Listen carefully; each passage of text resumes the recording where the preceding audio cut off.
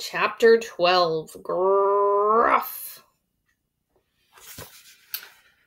We got around back just in time to see Maddie opening the back door, with Zeus closing in fast.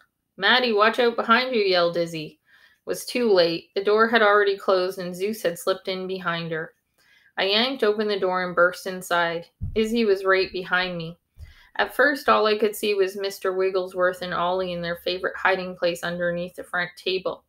Then I spotted Maddie behind the counter holding her pie up high. Zeus just kept jumping up and trying to get it. "Get this dog away from me," screamed Maddie. Her eyes were the size of pancakes.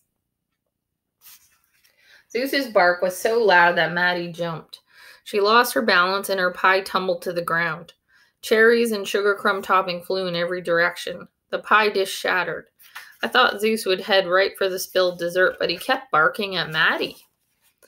"Gruff, gruff. Get off me," said Maddie, pushing the small dog away. She tried to climb onto the counter to escape, but she slipped on some cherries and fell to the floor. Zeus leapt on top of her. "Zeus, no," I yelled. Izzy took some pics. Zeus wagged his tail as he began licking something on Maddie's shirt. The front door flew open. Glenn and Mr. McIntosh rushed in. "We heard screaming. Is everyone okay?" Glenn asked. He looked down at the mess. "What happened in here?" Maddie pointed her finger at Zeus. "I'll tell you what happened. That dog chased me and knocked my pie right out of my hand." "Zeus," yelled Mr. McIntosh, "I can't believe your behavior today. Mrs. Taggart was right about you. You've been a very bad dog." He scooped Zeus up off the ground. "Your mutt ruined my pie that I spent hours baking," Maddie told Mr. McIntosh. "Now I can't win the contest." Zeus growled at Maddie. More people rushed inside to see what all the yelling was about.